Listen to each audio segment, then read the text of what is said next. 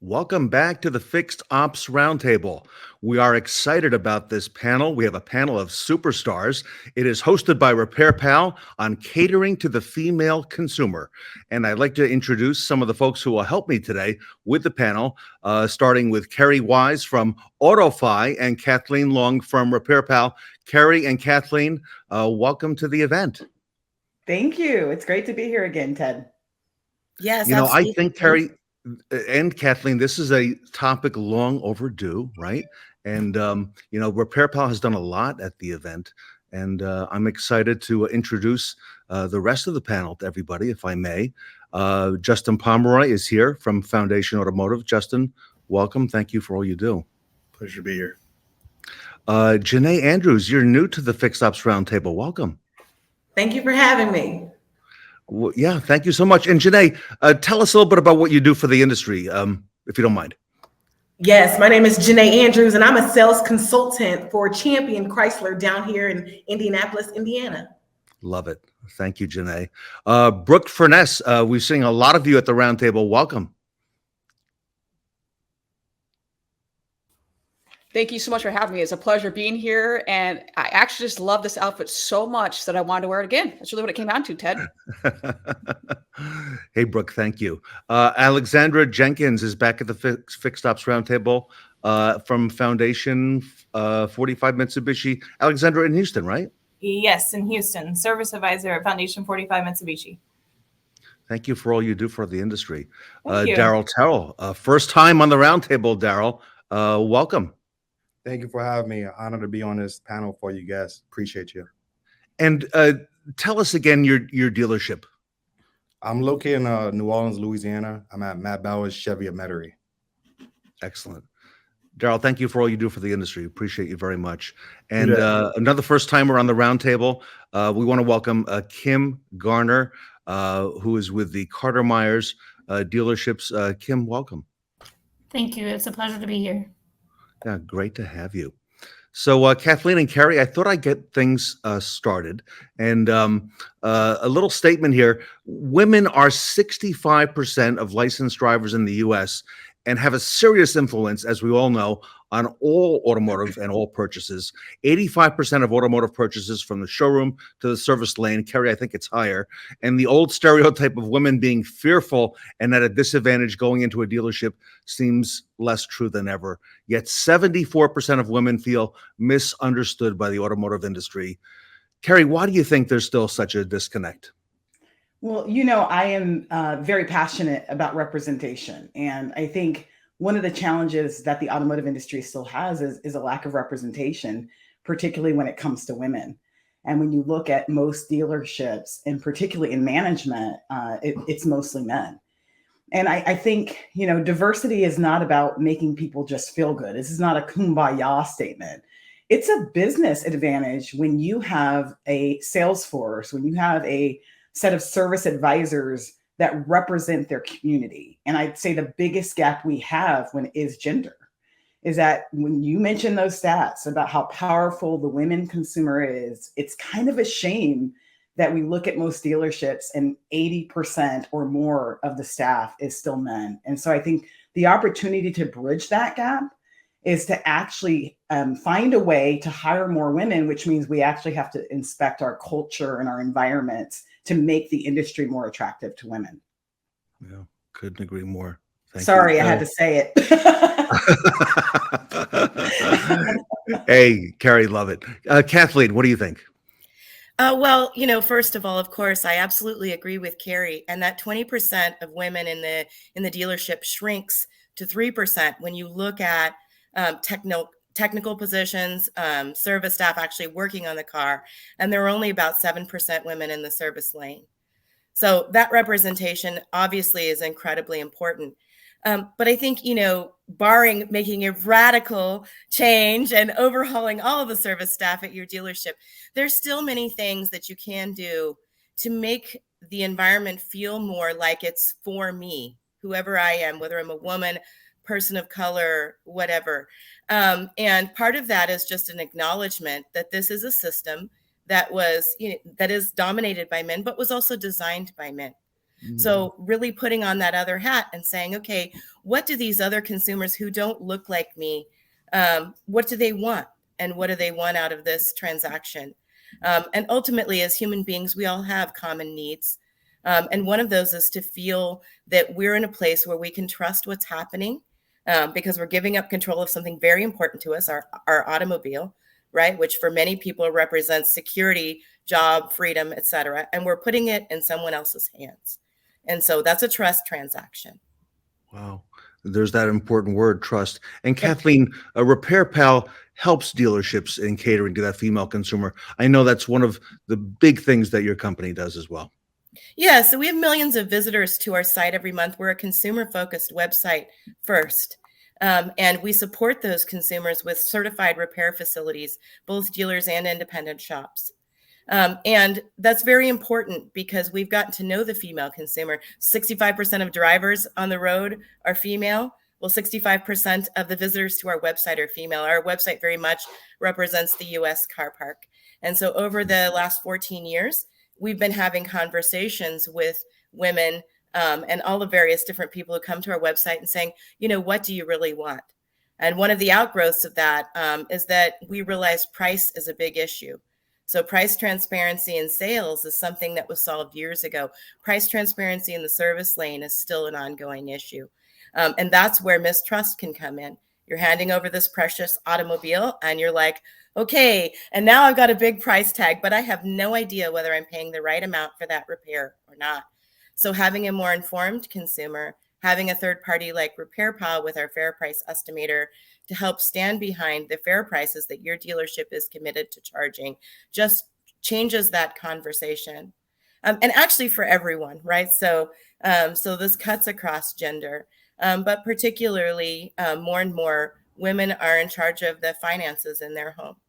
So, and they're most attentive to it. So really addressing that and understanding that this is a big cost and making sure that people know, even if you're a billionaire, you don't want to be ripped off, right? Nobody wants that. So, you know, making sure that people understand why they're paying what they're paying and what a fair price really is a big component of what we offer to dealerships in service lane. Justin Pomeroy, you oversee about 45 dealerships for the Foundation Automotive Group, and I know you are a RepairPal dealership. Did some of these things factor into your decision to join up with RepairPal? Sure. I mean, the automotive space for the longest time wasn't a place where you would just walk in and find compassion and empathy. Just because people can afford things doesn't mean they shouldn't understand it. And so being able to transcend that understanding that, you know, it's normal to us because we deal with it every single day.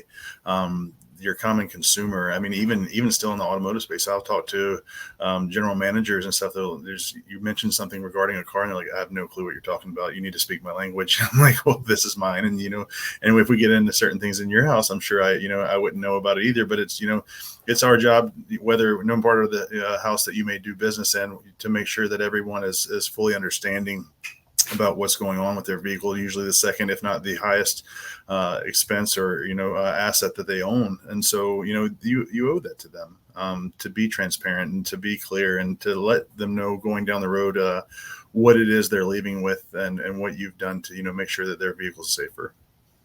You know, Carrie, we started using that word transparent in the finance process on the front side and variable sales a few years ago. And can you believe, Carrie, we're talking about transparency now in service? It's a beautiful thing. It's a beautiful thing. We need it across the board.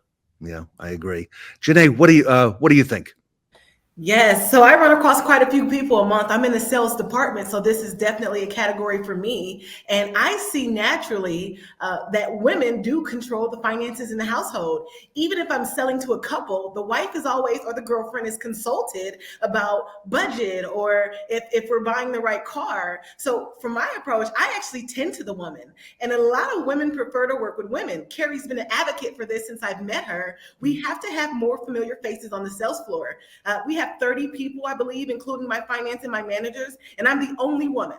out of 30 individuals. So representation is everything. I will have a woman come into the building and wait specifically for me because she says a woman's approach is softer and catering to her needs. So we got to start by getting more women on that front line. So it's more welcoming, more opening, and folks are more comfortable. Janae, I love that. I love that a whole lot. Brooke, what do you think? First off, ditto to everything that's just been said. It's just like, I was on a panel recently, and by the time you get to yours, like just yes to everything that's been said. I mean, there's so many stats that can be said here. You know, there's 91% of women feel that in general, advertisers don't understand them. So when you start to think, okay, why is that the case? Well, to everything that's just been said, it's starting at the very, very top. You look at, okay, look at the boardrooms, look at the leadership, and going back to all the women, amazing, incredible women on here, and the men that are on here saying, hey, things have got to change. I go back to when I first got, because most of us that get into the industry, it's not that we are born in the industry. Most of us is just like, oh, okay, we got to find something to do. And we fall into the industry and we love it. But most likely, if you're a female, you're probably the first female or one of many, very few. I know when I got in the industry, I was the only female in the industry in my position. And so you start to look around and you're like, okay, what can we do to get more of that female view? And it's not just the female view. I go back to diversity on this as well, because it's in all forms of diversity. That's a very blanket statement. I understand that, but you've got to look more than that, because it's going to trickle down. Because going into, okay, let's look at this from another angle as well, is that yes, women are the prime, when you're like making decisions, they're obviously very, very involved in that, and you should be catering to that. Exactly what Janae said to that. Secondly, is that second shift. How many people are actually thinking about that second shift? Because as soon as the female says, okay, I'm done with clocking out, they don't clock out. They don't. They've actually done studies on this to see how many more hours and minutes are spent when they go home to do all the house chores, if you will. There's more time being spent where the male counterpart will work. I think I had the stats up in front of me here a second ago on this, that the male counterpart will actually work, quote unquote, work 34 minutes,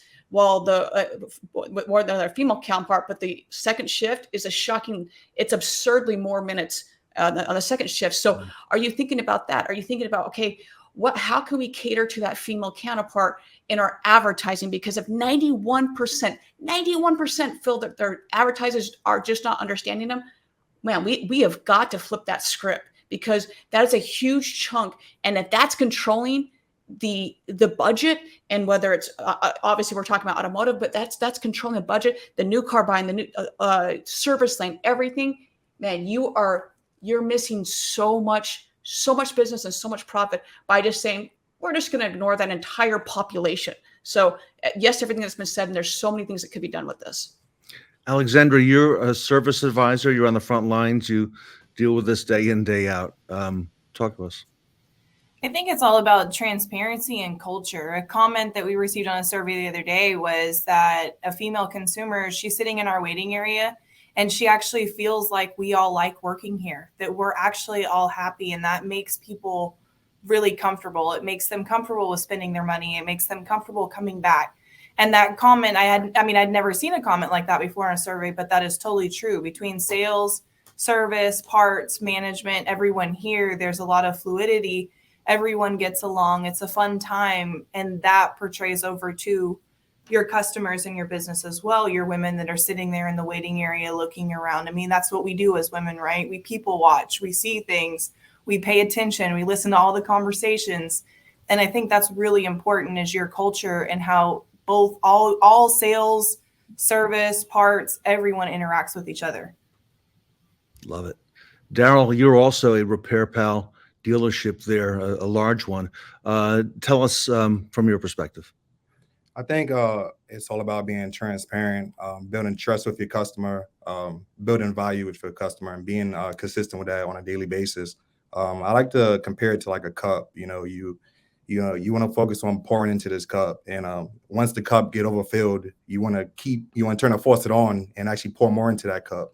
And at the end of the day, we gotta educate our female consumers, on repairs to make on their vehicle, and we gotta be transparent with it. And some people don't realize or don't understand different concepts. So it's our job as the experts to break it down into terms they can understand, and help our customers out to make an educated purchase.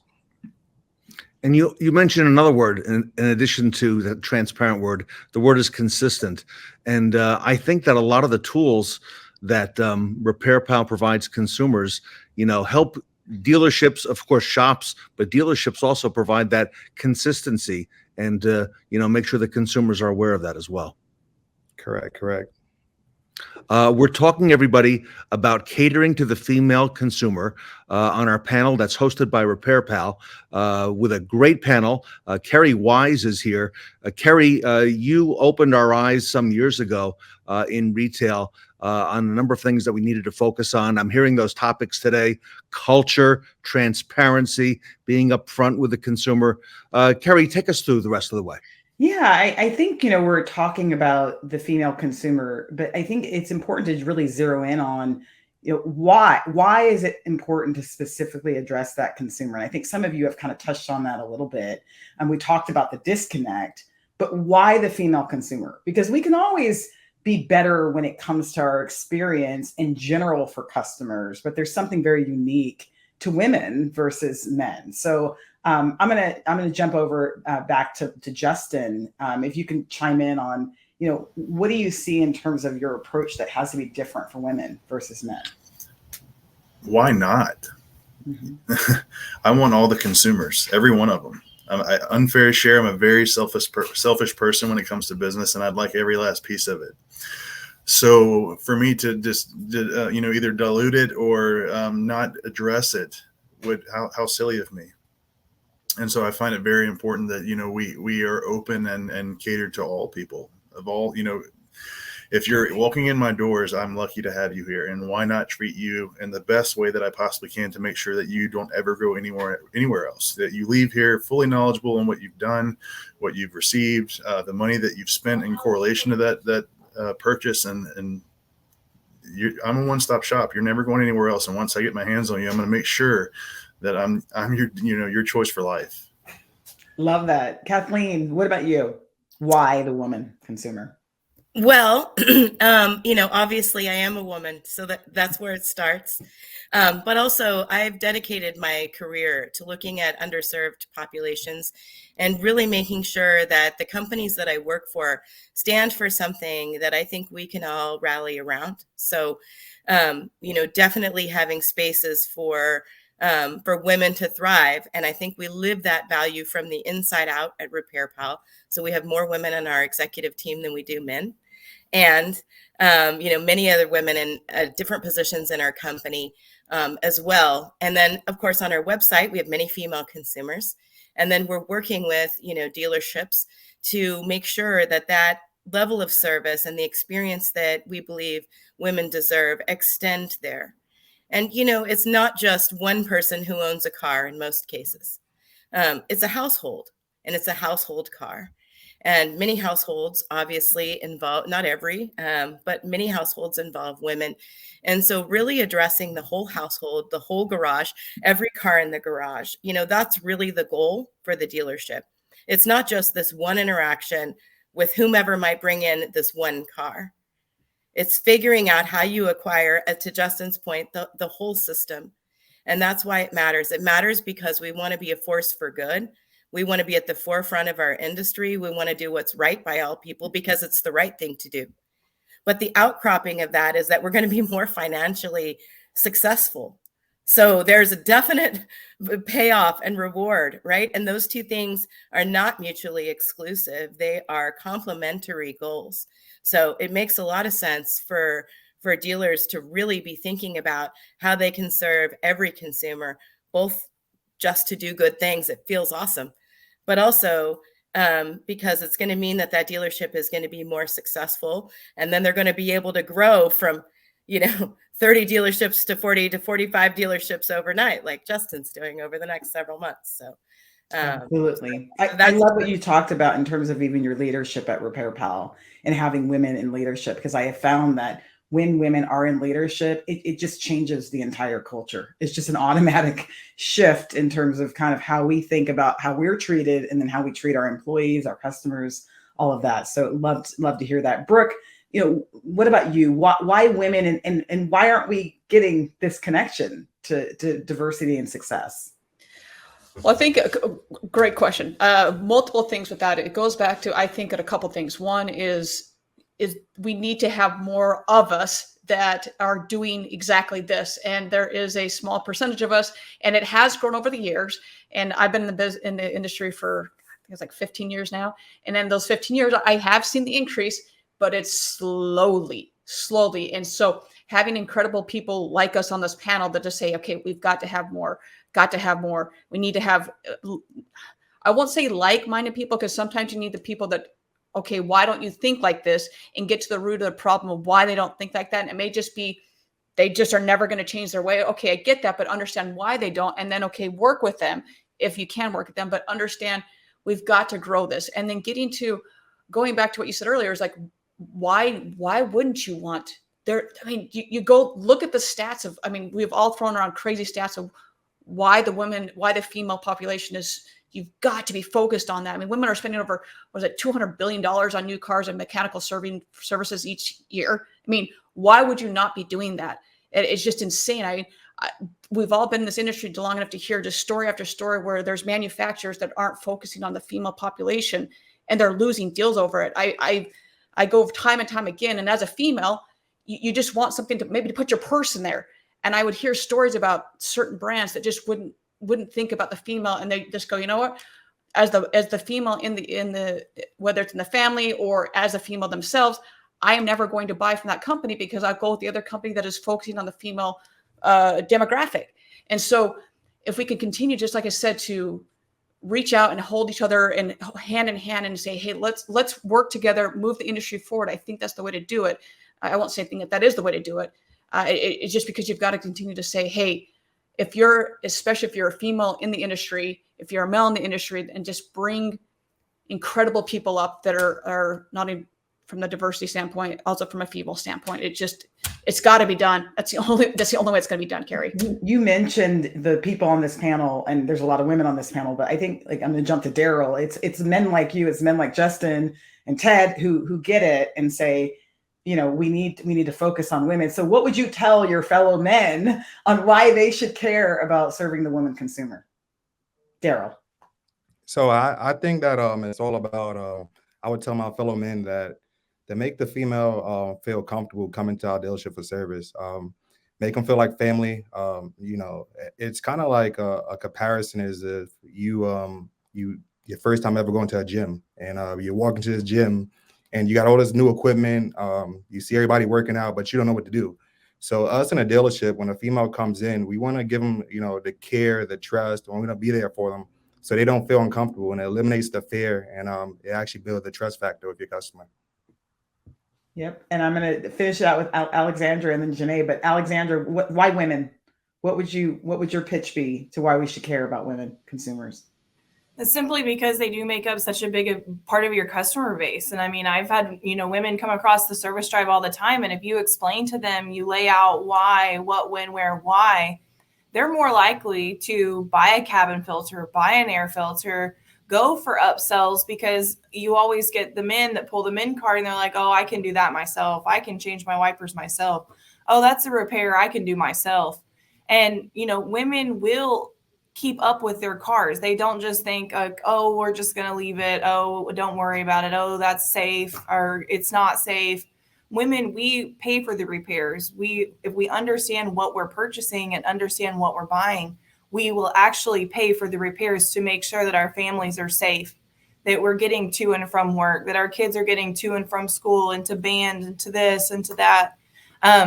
Where I'm not saying the male consumer is not focused on that.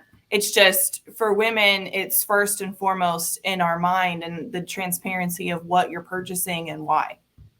Love that. Love that. We are also very loyal. Like, once we get somebody who treats us well, I know my service technician, my service repair shop, I'm going back to that same place over and over again. So, and Janae, let's finish out with you. Why women? Yes, I think she just said that. They're a large portion of our customer base. When invited to speak, I went back and looked at my sales for the last 6 months, and women dominated my sales. So we want to capture them, but also hot buttons. Someone mentioned a purse. I get all the time car seats and strollers. We need to be able to now connect with those women on those levels, because people buy the car. They want to be able to entertain their hot buttons. So if capacity, or where do I put my purse, or how easy is the car seat to get in? It's so important. I've been screaming it from the rooftops, and I would love to see more women in this business, but we can grow so much more if we can now connect with not just women, but everyone. But since we're talking women specifically, we got to capture these people. Love it. Love it. Well, I think let's transition to actual strategies and tactics now, right? And I think there's a lot of us on here, so maybe we can all share our best idea on how service departments can really tap into the female consumer, create a great experience with that consumer. So Kathleen, let's start with you. What's your idea on how they can do this? Yeah, absolutely. So this was exactly the reason that RepairPal created our fair price estimator, which we have been working on for 12, 13 years now to make it as good as it can possibly be. And it is precisely for this reason, to bring in that customer, have a conversation about what's needed, like Alexandra was talking about, and why it's needed. And then to say, I understand that this is a big expense for you and your family, right? And I understand that it's a considered purchase. And so therefore, I'm going to show you that I'm charging you a fair price for this repair, but you don't have to take my word for it. There's this independent third party. They're called RepairPal. I'm going to show you on their estimator where this price comes from, and they're going to break it down for you a little bit more. And I can email you that or send you that so you can research it in your own time as well. But like, here's the information. So really taking that extra moment to explain why and to explain where the cost comes from. And once the consumer understands that, particularly the female consumer with our very curious brains, once we understand where that's coming from and that the cost is justified and it makes sense for what's being offered and that it is for us, then like Alexandra said, we're gonna buy that because we want to keep our car in top working order. Love that. I think technology is a great equalizer, right? And giving that information up front and empowers the consumer, but also gives the dealer a lot of validation and offering a good experience. So, and Justin, I kind of like, let's piggyback on that from your standpoint. What's your tactic? Yeah, no, absolutely. A tool like this that gives you a fair market analysis for the scope of work that's being rendered to your vehicle is always, a great piece that just adds to the reassurance that's needed for the customer and the consumer, no matter what part of the family member it is. Secondly, go the extra mile. Do the stuff that you're not paid to do. Everything is cause and effect. With doing something that's not expected of you, like, you're always going to get a little bit more in return. And I can't tell you the number of times I've helped a mother transfer her car seats to a rental vehicle that I was putting her in while I did repairs on her vehicle. Or I saw a dealership the other day that put a breastfeeding booth in their waiting room. And I was like, what a great idea. Mm-hmm. But just do a little bit more. It's not hard to be better than the competitor down the street. It's really not. And to give that effort whenever it's not really required of you or you're compensated for it, it says so much.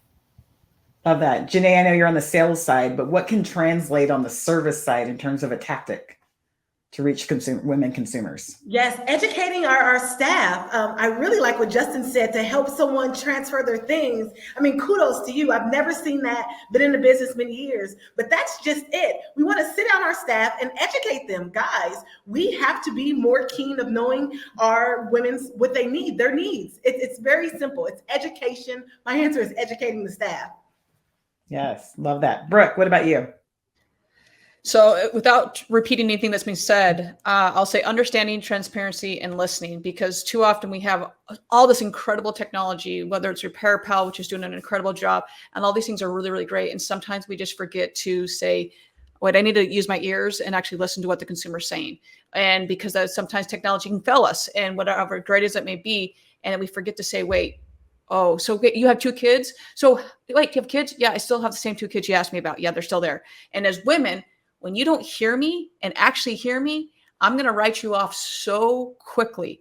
So as all the great technology we have and all the awesome things that we have, if you're not transparent and you don't listen to me, man, I'm going to write you off so quickly. So go back to the basics of just listening to the consumer, I would say.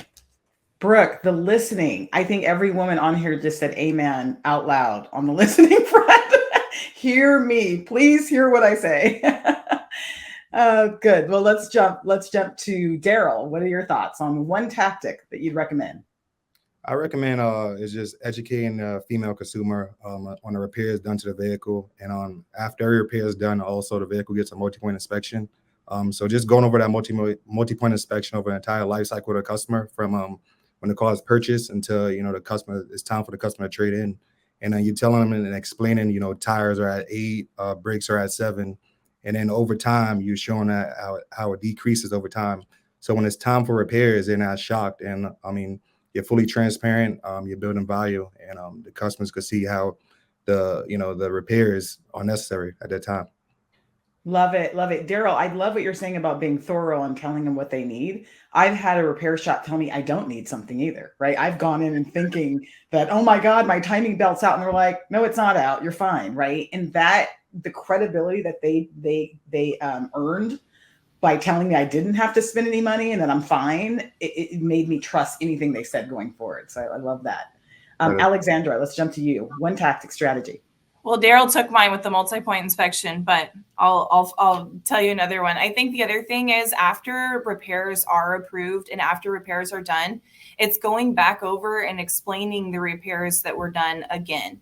Because as a woman, one thing is, if I purchase something and I don't understand what I purchased, I'm probably going to be too embarrassed to actually go back and ask the question and see what happened, what I did. Instead, what am I going to do? I'm never going back there again, because I don't want to feel embarrassed. I don't want to have to go ask a stupid question because it's something that I should know or didn't know or whatnot. So I think the most important thing is going back over that invoice again, because then they actually understand. So then they go home to their husbands or their significant others or whoever, and they explain, oh, I just spent $900 at the dealership. And then their husband's like, oh my God, why'd you spend so much money? Then they actually have ammunition. They actually know, and they feel empowered with that as well. And I think that's what keeps your women consumers coming back, is just simply knowledge, understanding, giving them facts, and knowing what they're paying for. Love that. Love that. Such great advice, Ted, right? I mean, where do we go from here? Carrie, I'm hearing some common themes, but I think the overriding one is that is an awareness, all right, that our dealerships need to be aware and cater to the female consumer. They are the decision maker. We need to be transparent. Kathleen, RepairPal provides tools to shops and dealers to help us do that. And I want to thank everybody on the panel today. Some great input, Carrie, from everybody here. And thanks for bringing out the best in us. Alexandra, thank you so much, in Houston at Foundation 45. Daryl, great input. Thank you so much. And thank you for being with us. And I got to have you back on the roundtable, and appreciate all that you do. So, Brooke, wonderful, amazing stuff. Thank you. Janae, wow. We got a new superstar here. So look forward to having you back, Janae. Thank you so much. Great stuff you shared. Justin, my friend, thank you so much for all you do at Foundation. And thank you for bringing this to so many dealerships. It's needed, and for marching forward with with what we're talking about here with RepairPal. So Justin Pomeroy. Kathleen, thank you so much at RepairPal for taking the initiative to bring this panel together. Thank you. It was a dream of mine to do this. And so I've been just really excited about it. I appreciate the opportunity. Yeah. And a few months ago when we had the conversation with Jamie Davis as well, and Carrie, when you came in and entered that conversation, you've been so instrumental, Carrie Wise, in moving our industry forward in so many ways. And now to help us do it on the fixed ops side, our industry owes you a big debt of gratitude. So thank you. Thank you so much. And so impressed with what RepairPal is doing for the service side of the business. I love technology and how it can equalize and add more transparency. So big fan of RepairPal. Your consumers will like it, everybody. Great technology for your dealerships. Great tools. I want to thank the panel and, of course, RepairPal for hosting our panel today. The Catering to the Female Consumer panel here today at the Fixed Ops Roundtable.